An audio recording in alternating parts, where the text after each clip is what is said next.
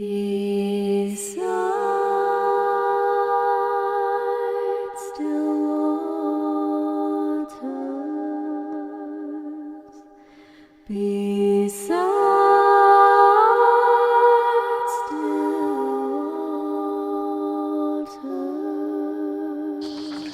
Hi folks, welcome to Wednesday's Meditating with Isaiah. We are on to the last verse of the chapter we're looking at, Isaiah 55. Forgive all the noise around. And it's just simply this: instead of the thorn bush will grow the juniper, and instead of briars the myrtle will grow. This will be for the Lord's renown, for an everlasting sign that will endure forever. So we've had so where we're at with this is let's just going over the chapter, just think about it. It's an invitation to those who are thirsty to come to the waters, come by and eat, to listen to God, to listen to God's word. He's going to make an everlasting covenant with us. He will summon nations from all over the world. We are to seek him while he may be found. We are to turn to him because he will pardon and will have mercy, because he doesn't think like us. And that is as guaranteed as the rain and the snow that come down from heaven, so his word that comes from his mouth will return to him. And then this causes us to go out in joy, mountains and hills burst into song, trees of the field clap their hand. And this unusual phrase, the thorn bush, instead of the thorn bush will grow the juniper, instead of briars the myrtle will grow. Now, it's the land, the thorns. If you saw at the beginning the Scottish thistle. Do you know the story why it's the symbol of Scotland, the flower of Scotland? It's the legend is that the English were attacking Edinburgh Castle, and as they were going up to the castle silently at night, one of them stood on a thistle and let out a cry and so warned the people.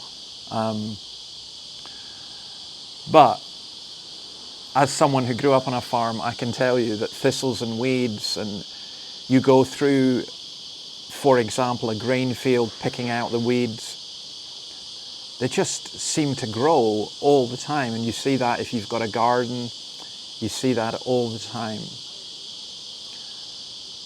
The thistles, the thorns and the briars are the signs of abandoned fields, symbolizing God's punishment of his people. So for example, 32 verse 13. Beat your breasts for the pleasant fields, for the fruitful vines. Oh, I'm sorry about that noise. And for the land of my people, a land overgrown with thorns and briars. But the contrast with that, the thorn bush and the briars are a symbol of wailing and crying.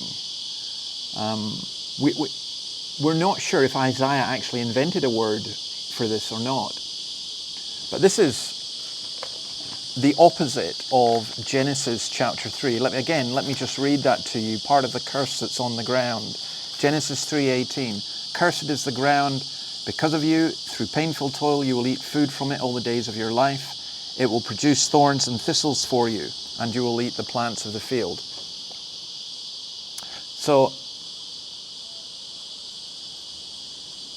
the contrast is between the curse on the ground and the blessing of the land. And that is the cypress and myrtle.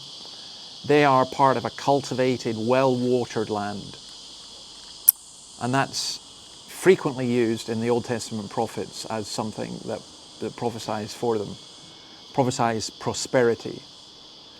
Pine and myrtle, again, we're uncertain of what the words actually are, but they are evergreens.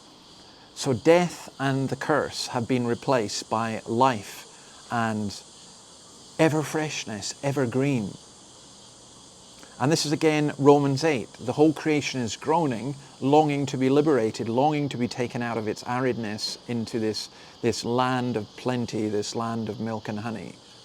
And this is going to be, they will grow. So it's a promise of freshness, a promise of blessing, a promise of renewal as God's word comes.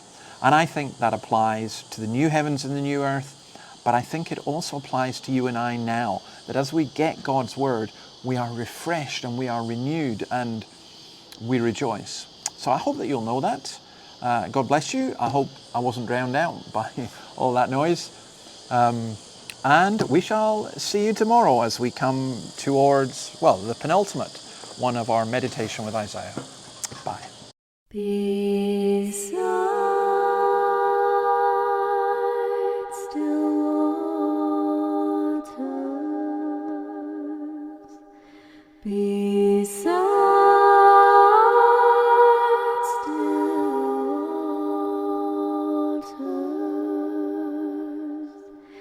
waters,